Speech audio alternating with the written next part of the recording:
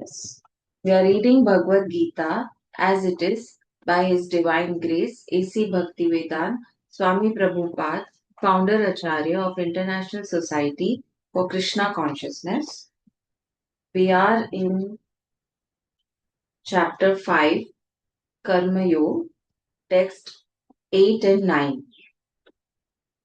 A person in the divine consciousness, although engaged in seeing, hearing, touching, smelling, eating, moving about, sleeping, and breathing, always knows within himself that he actually does nothing at all.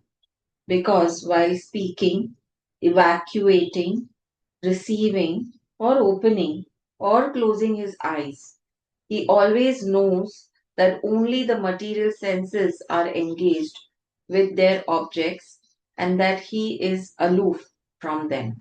Yes, so nicely given. Let's read the purport. A person in Krishna consciousness is pure in his existence, and consecutively, he has nothing to do with any work which depends upon five immediate and remote causes: the doer, the work, the situation, the endeavor, and fortune. This is because he is engaged in the loving transcendental service of Krishna.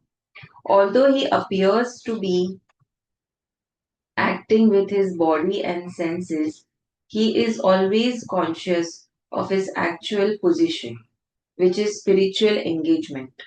In material consciousness, the senses are engaged in sense gratification, but in Krishna consciousness, the senses are engaged in the satisfaction of Krishna's senses. Yes. Therefore, the Krishna conscious person is always free, even though he appears to be engaged in affairs of the senses. Yes. Activities such as seeing and hearing are actions of the senses meant for receiving knowledge, whereas moving, speaking, evacuating, etc. are actions of the senses meant for work. A Krishna conscious person is never affected by the actions of the senses. He cannot perform any act except in the service of the Lord because he knows that he is the eternal servitor of Lord. So many a times we also, we regret so many times, अरे ये मेरे से कैसे हो गया, you know. But when we understand that ये मेरे से कैसे हो गया, मतलब ये actually होना ही था, because ये God ने करवाया है तुमसे, right? So we don't have to continue to be attached to the things that we keep doing, right? Because we are only following his instructions. And if anything is happening which is not very pleasing to you, that is also his instruction, because otherwise it would not have happened. You have a choice, but if you have made that choice without listening to your conscience, then definitely that is something that you will not be able to detach from. Yes. Let's move to text 10. One who performs his duty without attachment, surrendering the results unto the Supreme Lord, is unaffected by sinful action, as the lotus leaf is untouched by water. Yes. Let's read the purport. Here, Brahmani means in Krishna consciousness. The material world is a sum total manifestation of the three modes of material nature, technically called the Pradhan. Yes. The Vedic hymns Sarvam He Etad Brahma, Mandukya Upanishad 2, Tasmad Etad Brahma Nama Rupam Anama Cha Jayate, Mundaka Upanishad 1.2.10, and in the Bhagwat Geeta 14.3, Mama Yonir Mahad Brahma, indicate that everything in the material world is a manifestation of Brahman. Even this human body is a manifestation of Brahman. Brahman consists of five material elements, which were again created by God, right? Those five elements created this entire universe. And this universe is different from the spiritual universe. Yes. So this material universe is called Brahman. And Brahman has various types of, like, you must have heard about aliens, you must have heard about other planets, you must have heard about galaxies, more and more galaxies. Everything is made out of these five elements, used in different proportions. So, but everything is still a manifestation. It is the imagination of the Lord, right? And on, so manifestation is something that you think of something and the elements, how do I say, elements absorb it and become on their own. So it's not something that you actually do. And जैसे हम लोग मूर्ति बनाते हैं ना, हम लोग पूरा ऐसे पूरा वर्क करते हैं उस पे, तो मैनिफेस्टेशन वो नहीं होता, हम सिर्फ सोचते हैं और अगर मूर्ति अपने आप बन गई तो उसको कहते हैं मैनिफेस्टेशन। और वो मैनिफेस्टेशन में आपका कोई कंट्रोल नहीं होता कि वो कैसी बनी, right? So many a times people say that be careful of what you are manifesting, because if you're manifesting something which you cannot handle later, it's going to cause more and more trouble. And if you are under Krishna consciousness, you will just stop manifesting. And although the effects are differently manifested, they are non-different from the cause. In the Ishopanishad, it is said that everything is related to the Supreme Brahman or Krishna, and thus everything belongs to him only. One who knows perfectly well that everything belongs to Krishna, that he is the proprietor of everything, and that therefore everything is engaged in the service of the Lord, naturally has nothing to do with the results of his activities, whether virtuous or sinful. Even one's material body, being a gift of the Lord for carrying out a particular type of action, can be engaged in Krishna consciousness. It is then beyond contamination by sinful reactions, exactly as the lotus leaf, though remaining in the water, is not wet. The Lord also says in the Gita 3.30, Mai sarvani karmani sanasya, resign all works unto me. The conclusion is that a person without Krishna consciousness acts according to the concept of the material body and senses. So we only understand the concepts of material and body and sense. यही है, मतलब यही समझता है हमको, हमको ये करने से खुशी मिलती है, हमको यही करना है, जैसे ये सब लोग बोलते हैं ना, so they are not conscious. But a person in Krishna consciousness acts according to the knowledge that the body is property of Krishna and should therefore be engaged in the service of Krishna. Yes. So what is service of Krishna? मतलब ये तो कितने chapters में आते ही जा रहा है ना, service for service to lord. Service to Lord is basically doing everything as a as we are told by our conscious. अपने कॉन्शियस में कितनी सारी चीजें, कितने सारे थॉट्स आते हैं जो अच्छे थॉट्स होते हैं, अगर हम उनको फॉलो करते जाएंगे तो we are actually automatically in service to Krishna. But it is very difficult because yes, we are bonded, we are attached to the results of these activities. And मतलब कुछ लोग बोलते हैं ना, क्या फायदा ये सब करके, क्या मिलेगा तुम्हें? तो कभी भी हम ये इंटेंशन से कुछ चीज करते हैं तो वो कभी भी फलती नहीं. जब भी हम ये इंटेंशन से जॉब करते हैं कि हमें कितना मिल रहा है इसमें तो मैं करूं, तो कभी भी वो आदमी सक्सेसफुल होगा ही नहीं, क्योंकि उसने सीखना ही बंद कर दिया उधर ही. ठीक है. तो अगर ये जॉब आपके पास आई, भले आपको जितना भी मिले, अगर आपने ले ली तो आप उसमें से सीख के और आगे ही बढ़ोगे.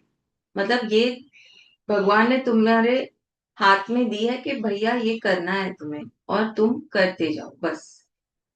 इसे कहते हैं service to Krishna. Let's move to text 11.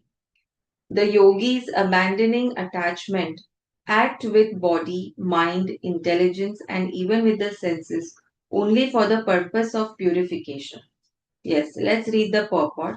When one acts in Krishna consciousness for the satisfaction of the senses of Krishna, any action, whether of the body, mind, intelligence, or even the senses, is purified of material contamination. There are no material reactions resulting from the activities of Krishna conscious person.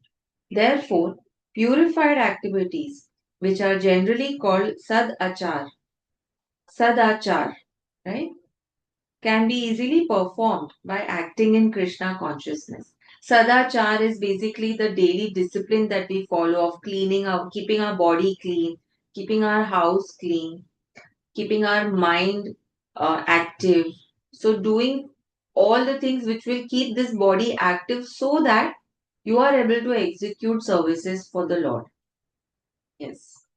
Shri Rupa, Shri Rupa Goswami in his Bhakti Rasamrata Sindhu 1.2.187 describes this as follows. In quotes, a person acting in Krishna consciousness, or in other words, in service of Krishna, with his body, mind, intelligence, and words, is a liberated person even within the material world, although he may be engaged in many so called material activities. Yes, quotes close. He has no false ego, for he does not believe that he is this material body or that he possesses the body. He knows that he is not this body and that this body does not belong to him. He himself belongs to Krishna and the body too belongs to Krishna. When he applies everything produced of the body, mind, intelligence, words, life, wealth, etc., whatever he may have within his possession, to Krishna's service, he is at once dovetailed with Krishna. He is one with Krishna and he is devoid of the false ego that leads one to believe that he is the body, etc. This is the perfect stage of Krishna consciousness.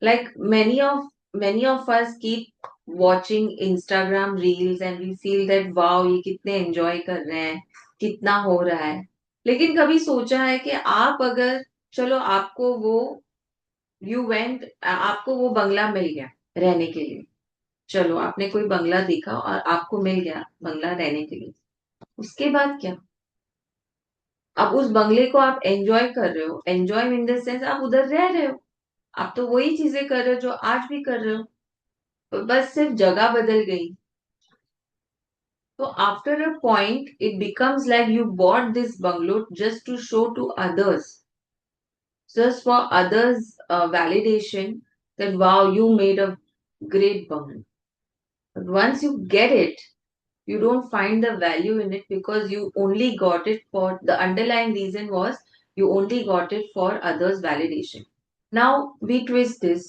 you bought this bungalow with an intention that in this bungalow I will do lots of services for Krishna. I will create a maybe I will create a mandir. Maybe I'll create a place for poor people to eat food. Maybe I will run a big kitchen here. Same bungalow है.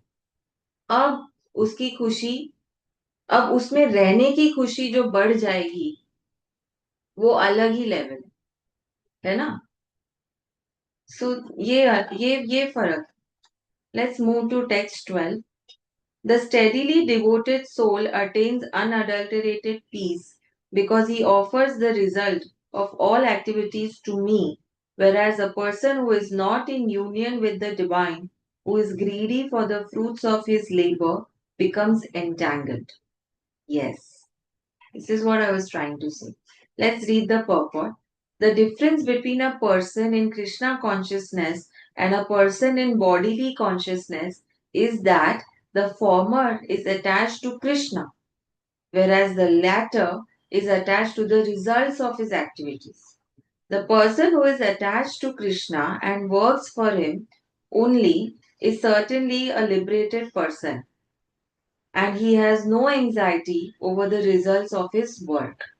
In the Bhagavatam, the cause of anxiety over the result of an activity is explained as being one's functioning in the conception of duality, that is, without knowledge of the absolute truth.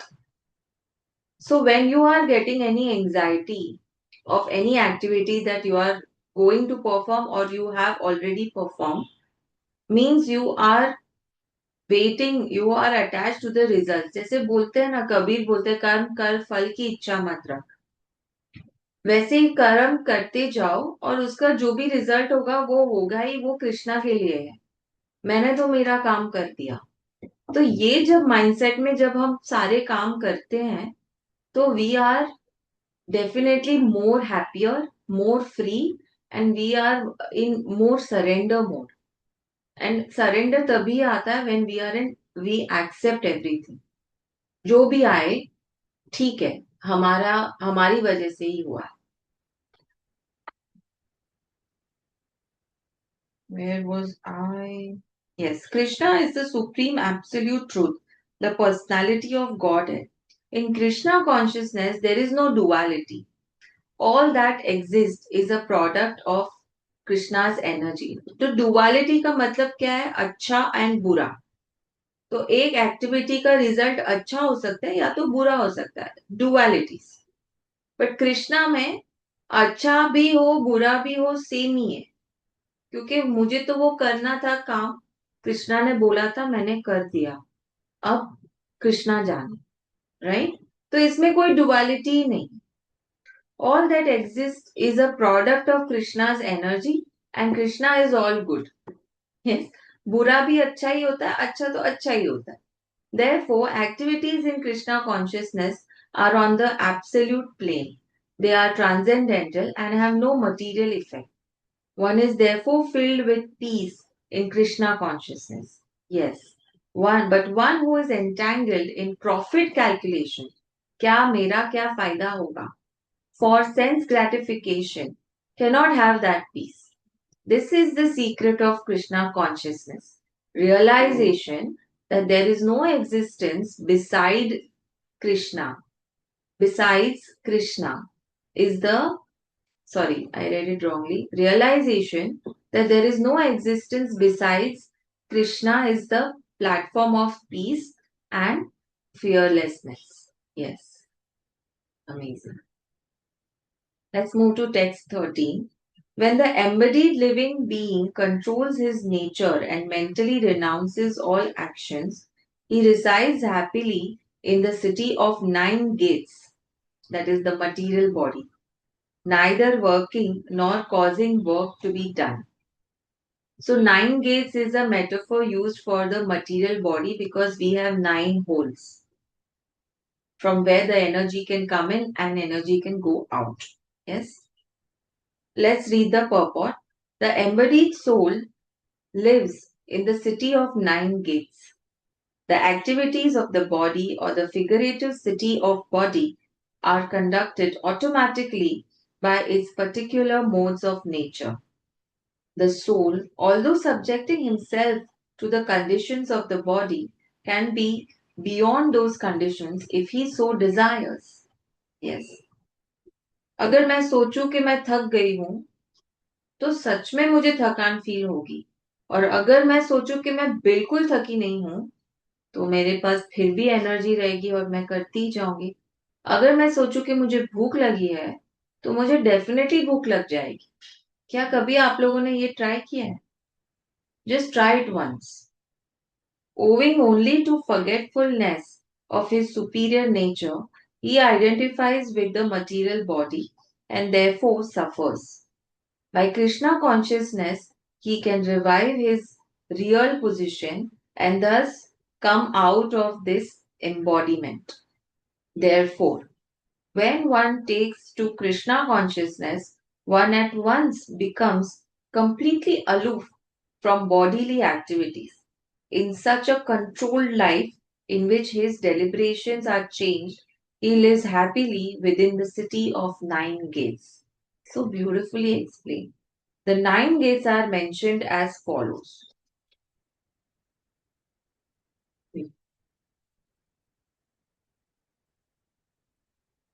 In quotes, the Supreme Personality of Godhead, who is living within the body of a living entity, is the controller of all living entities all over the universe. The body consists of nine gates: two eyes, two nostrils, two ears, one mouth, the anus, and the genitals. The living entity in this conditioned stage identifies himself with the body, but when he identifies himself with the Lord within himself, he becomes just as free as the Lord, even while in the body. Shvetaswara Swatara Upanishad 3.18. Therefore, a Krishna conscious person is free from both the outer and inner activities of the material body. Yes. Let's move to text 14. Yes. The embodied spirit, master of the city of his body, does not create activities, nor does he induce people to act, nor does he create the fruits of action. All this is enacted by the modes of material nature. Yes, let's read the purport. The living entity, as will be explained in the seventh chapter, is one of the energies or natures of the Supreme Lord, but is distinct from matter, which is another nature called inferior of the Lord. So, Lord has two types of nature. One is inferior nature and one is superior nature. Material world comes in inferior nature. Okay. Somehow, the superior nature, the living entity, has been in contact with material nature since time immemorial. Yes. So, the temporary body or material dwelling place which he obtains is the cause of varieties of activities and their resultant reactions. Yes. Living in so resultant reactions means that you keep producing more and more material bodies, correct? That is the reaction. Living in such a conditional atmosphere, one suffers the results of the activities of the body by identifying himself in ignorance with the body. It is ignorance acquired from time immemorial that is the cause of bodily suffering and distress. As soon as so superior nature में से consciousness आती है material nature में और ये body create हो जाती है, right? And other bodies भी create होते हैं, animals होते हैं, human beings होते हैं, plants होते हैं, तो ये सब होता है. It is ignorance acquired from time immemorial that is the cause of bodily suffering and distress. As soon as the living entity becomes aloof from the activities of the body, he becomes free from the reactions as well. As long as he is in the city of the body, he appears to be the master of it, but actually he is neither its proprietor nor control of its actions and reactions. Yes. He is simply in the midst of the material ocean, struggling for existence. The waves of the ocean are tossing him, and he has no control over them. His best solution is to get out of the water by transcendental Krishna consciousness. That alone will save him from all turmoil. Yes. This is such a nice metaphor that they have used. Let's move to text 15. Nor does the Supreme Lord assume anyone's sinful or pious activities. Embodied beings, however, are bewildered because of the ignorance which covers their real knowledge. Yes, let's read the purport. The Sanskrit word Vibhu means the Supreme Lord who is full of unlimited knowledge, riches, strength, fame, beauty, and renunciation. He is always satisfied in himself, undisturbed by sinful or pious activities. He does not create a particular situation for any living entity, but the living entity, bewildered by ignorance, desires to be put into certain conditions of life, and thereby this chain of action and reaction begins. As soon as you make a desire, let's say for example, I remember this, what my guru taught me. You know, there is this prayer called हमको मन की शक्ति देना, right? अब इस prayer में हम भगवान से शक्ति मांग रहे हैं. तो भगवान आपको शक्ति देगा कैसे? कैसे देते हैं वो एक डिफिकल्ट सिचुएशन आपके लिए क्रिएट करेंगे ताकि आप अपनी शक्ति दिखा सको. This is the meaning. So otherwise, where will you show your Shakti? So I always say that, okay, pray for peace. हमको मन की शांति देना. तो सिचुएशन ऐसी क्रिएट हो जाएगी जिसमें आपको शांति मिले. राइट? तो इट इज सो कंडीशनड कि हम ऐसे सोच ही नहीं पाते हम कि अगर हम लोग डिजायर कर रहे हैं कि मेरा बड़ा करियर हो, मेरा बहुत अच्छा हो, तो तुमने ये सोचा ही नहीं कि अगर बड़ा करियर होगा तो तुम्हें कितनी उसमें मेहनत लगेगी करियर बनाने में, और फिर उसमें आपको इतने सारे स्ट्रगल्स, फिर आपको फिर शक्ति, फिर एनर्जी, फिर ये फिर वो. मुझे सब बड़ा चाहिए. अरे बड़ा क्यों? अगर तुमको बड़ा चाहिए तो उसके लिए तुम्हें फिर जो जो उस चीज के लिए मेहनत लगती है वो सिचुएशन क्रिएट हो जाएगी, और फिर तुम उस स्ट्रगल कर करके तुम बड़ा बन जाओ. फिर बोलेंगे देखो मैंने तुम्हें बड़ा बना दिया, तुम्हें चाहिए था ना कि तुम्हें बड़ा बनना है. तो ये है.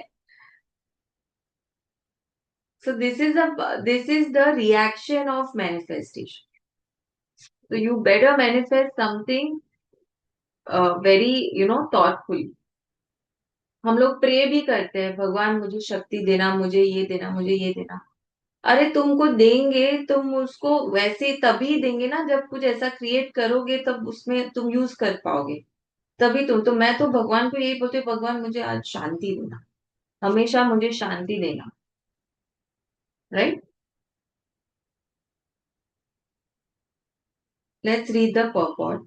द संस्कृत वर्ड, हाँ ये मैंने पढ़ा. He is always satisfied. Okay, कहाँ हूं मैं?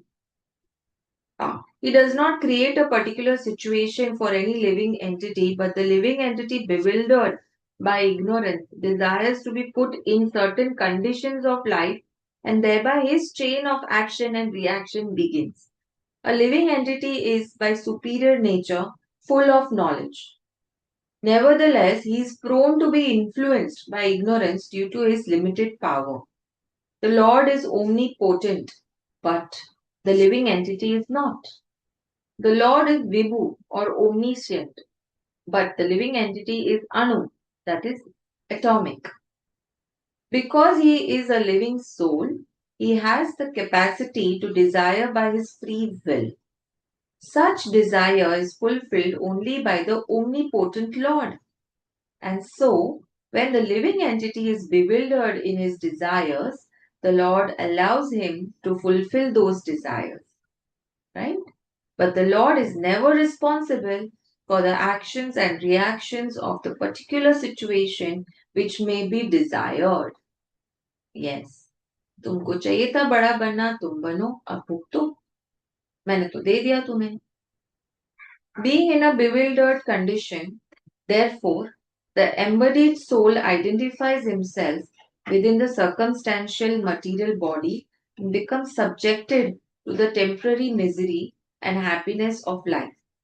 The Lord is the constant companion of the living entity as a Paramatma or the super soul, and therefore he can understand the desires of living desires of the individual soul, as one can smell the flavor of a flower by being near it.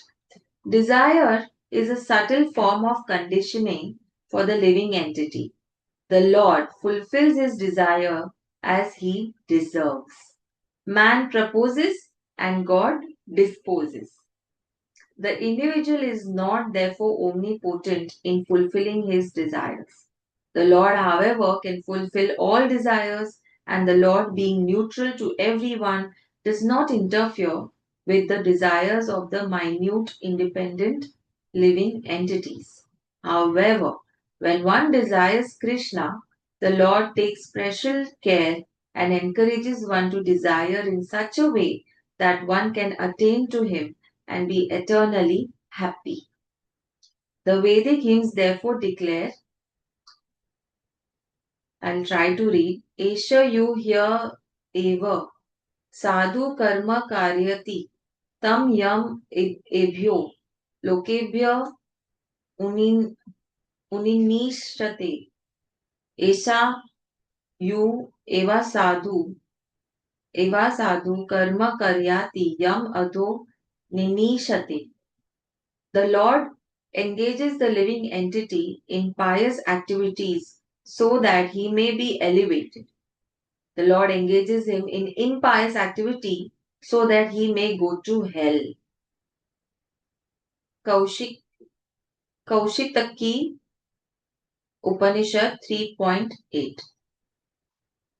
In quotes, the living entity is completely dependent in his distress and happiness. By the will of the Supreme, he can go to heaven or hell as a cloud is driven by the air. Quotes close. Therefore, the embodied soul, by his immemorial desire to avoid Krishna consciousness, causes his own bewilderment. Yes. तो आप जैसे बोलते हैं ना, you are digging your own grave. It's like that. Because if you're not in Krishna consciousness working, you will never get free, you'll never receive peace. Consequently, although he is constitutionally eternal, blissful, and cognizant, due to the littleness of his existence, he forgets his constitutional position of service to the Lord and is thus entrapped by nescience. And under the spell of ignorance, the living entity claims that the Lord is responsible for conditional existence. हम भगवान को कोसते हैं ना, भगवान आपने ये क्या कर दिया मेरे साथ. भगवान बोले अरे तुमने ही तो मांगा था तो तुम्हें दिया. भगवान को नहीं कोसना चाहिए कर. The Vedanta Sutras 2.1.34 also confirm this. Vaishamya naigrinye न सापेक्षत्वात् तथा ही दर्शयति. The Lord neither hates nor likes anyone, though he appears to. Yes, he appears that he likes someone and he doesn't like someone, so that's not true. Let's end here with Hare Krishna Maha Mantra. Hare Krishna, Krishna Krishna, Hare Hare. Hare Ram, Ram Ram, Hare Hare. Let's do some Radha Jap. Radha, Shri Radha, Radha, Shri Radha, Radha, Shri Radha.